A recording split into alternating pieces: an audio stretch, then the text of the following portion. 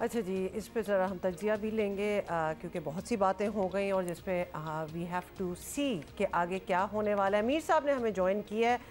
मीर साहब, आपने भी कल का सुना है, बड़ा ही अनप्रेसिडेंटेड जो फेयरवेल स्पीच थी वो आर्मी चीफ ने दी है।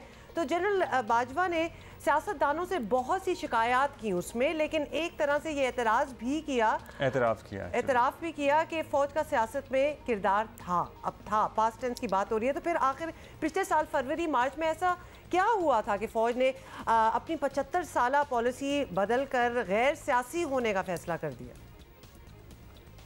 देखिए, जो मेरी इंफॉर्मेशन है वो ये है कि पिछले साल फरवरी में कुछ जो इमरान खान की काबीना के वज़रा थे, उन्होंने जनरल कमर जवेद बाजवा के पास जाके तो अपने ही वज़ीर आज़म के ख़िलाफ़ शिकायतें लगानी शुरू कर दी। इस सिलसिले में एक फ़ेमस मीटिंग जो है, जो कि वेल इन्फॉर्म्ड हलकों में बड़ी फेमस है, ज़ाहिर है वो मीडिया में नहीं आई।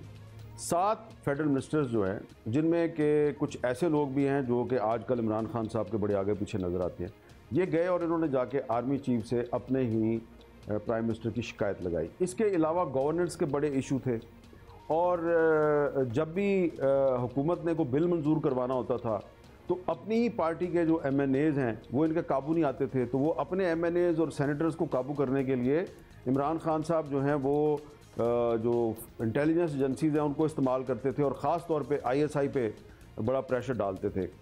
और अब सूरत हाल ये बन गई थी कि एक तरफ PTI के मिनिस्टर्स जो हैं वो जाके आर्मी चीफ को प्राइम मिनिस्टर की शिकायत लगा रहे हैं और दूसरी तरफ प्राइम मिनिस्टर जो हैं वो आर्मी चीफ से कह रहे हैं जी कि फ़लाँ बिल मंजूर नहीं हो रहा, उस बिल के लिए मेरे MNAs काबू नहीं आ रहे, मेरी हेल्प करें।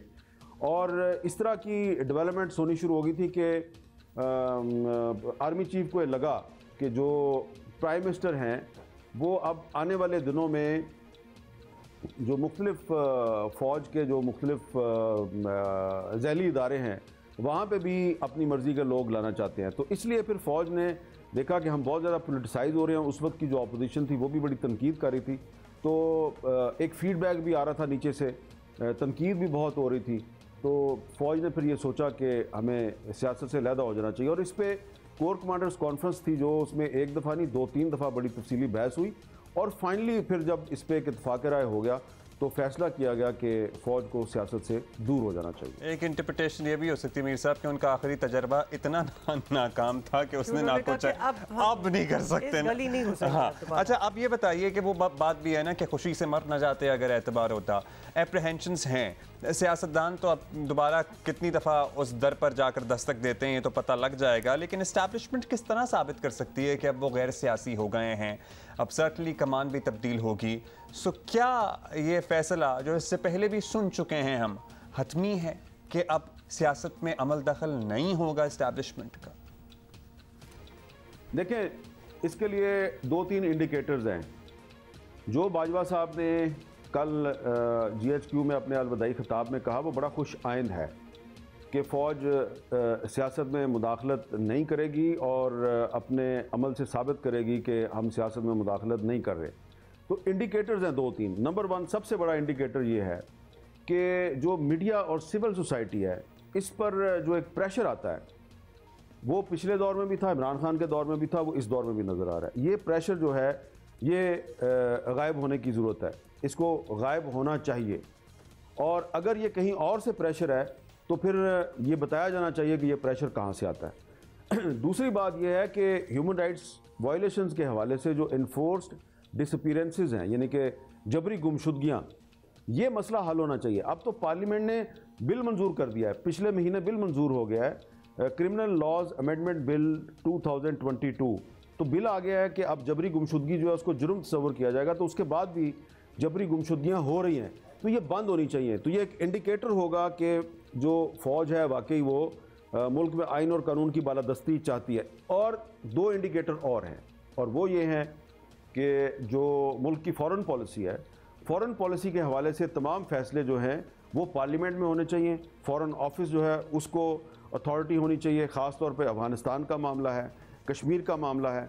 तो इन मामलात पर जब ये नज़र आएगा कि पार्लियामेंट में बहस हो रही है तो फिर ये इंडिकेशन हमें लगेगी हमें यकीन आ जाएगा कि फ़ौज जो है वो अब पीछे बैठ के डिसीजन मेकिंग नहीं कर रही। लेट्स सी क्या होता है, तो पता लग अच्छा, this remains to be scene.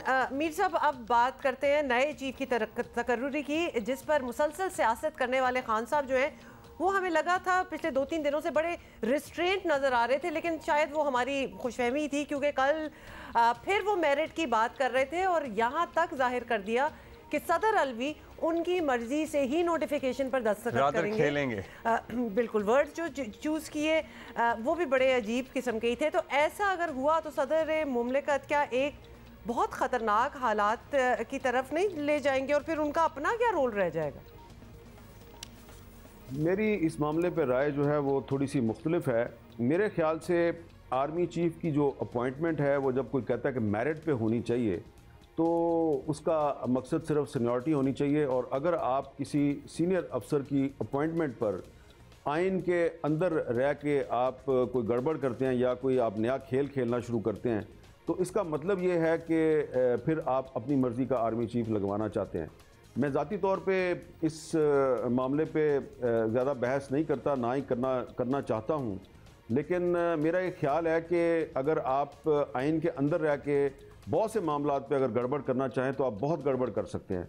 तो बेहतर यही है कि ये एक सेंसिटिव इशू है, इस पर GHQ ने अगर नाम भेज दिए हैं और उन GHQ के भेजे हुए नामों में से अगर किसी नाम पर वज़ीर आज़म और उनकी काबीना इत्तेफाक करती है तो फिर सदर आरिफ अलवी साहब को उसमें गड़बड़ नहीं करनी चाहिए, क्योंकि अगर वो फिर गड़बड़ करेंगे तो कल को फिर आइन के अंदर रह के हुकूमत, वज़ीर आज़म और कैबिनेट आरिफ अलवी साहब के ख़िलाफ़ बहुत ज़्यादा गड़बड़ कर सकती है और वो गैर आइनी नहीं होगी, वो भी आइनी होगी।